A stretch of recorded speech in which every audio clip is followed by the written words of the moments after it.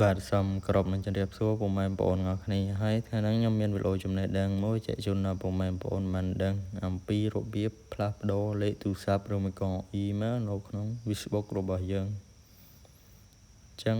ពុកម៉ែបងប្អូននៅពេលដែលយើងបង្កើត Facebook ជាចាំបាច់ពុកម៉ែបងប្អូនត្រូវមានលេខទូរស័ព្ទឬមួយក៏ email ភ្ជាប់ជាមួយ Facebook យើងក៏ប៉ុន្តែពុកម៉ែបងប្អូនអត់ដឹងពីរបៀបផ្លាស់ប្ដូរលេខទូរស័ព្ទឬមួយក៏ email នៅក្នុង Facebook របស់យើងទេ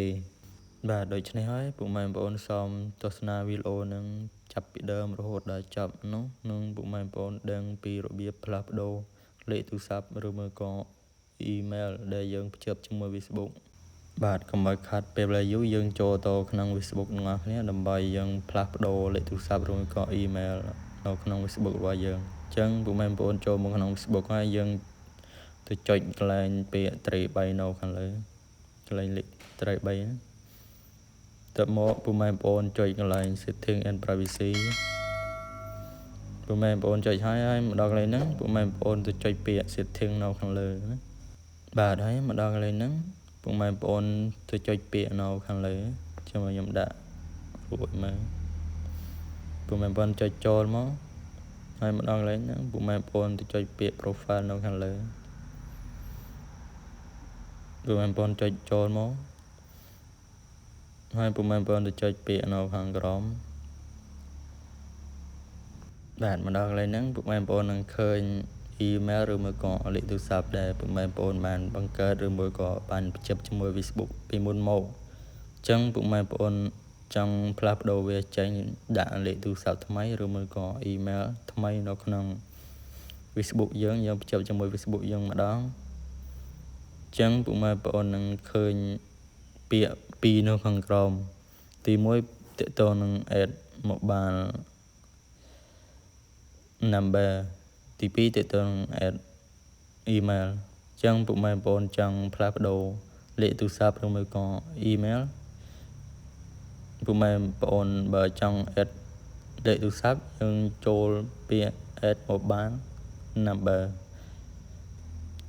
អញ្ចឹងពុកម៉ែបងប្អូនដែលចង់ផ្លាស់ប្ដូរ email ចឹងចុចពាក្យ add email នៅខាងក្រោមតែសម្រាប់ខ្ញុំចង់ផ្លាស់ប្ដូរ email ខ្ញុំអត់ចង់ផ្លាស់ប្ដូរលេខទូរស័ព្ទទេហើយមកដល់កន្លែងហ្នឹងពុកម៉ែបងប្អូននឹងឃើញកន្លែងដែលខ្ញុំគូរហុំនៅលើនឹងគឺជាកន្លែងដែលយើង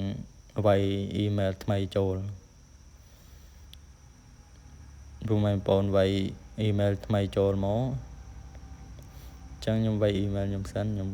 copy ទុកមុនហើយខ្ញុំផាសចូលមកហើយខ្ញុំចុច next ហើយមុននឹងចុច next ពុកម៉ែបងប្អូនសូមទៅចុចគ្រីសនៅខាងលើមួយទៅមកយើងចុចពាក្យ next នៅខាងក្រោមម្ដងយើងចុចចូលមកហើយមកដល់កន្លែងហ្នឹង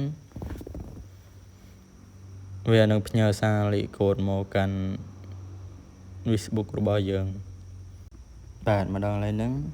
ពុកម៉ែបងប្អូនបានធ្វើការផ្លាស់ប្ដូរ email ថ្មីចូលហើយអញ្ចឹងយើងចុចពាក្យនៅខាងក្រោមពាក្យ clock ហ្នឹងចុចចូលមក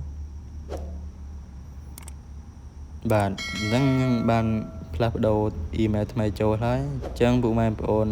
ចង់យើងដូចជាយើងចង់យក email ចាស់ចេញឬក៏លេខទូរស័ព្ទចេញអញ្ចឹងពុកម៉ែបងប្អូនចុចលើ email ចាស់មកហើយពុកម៉ែបងប្អូនចុចពាក្យ delete email នៅខាងក្រោមពុកម៉ែបងប្អូនចុច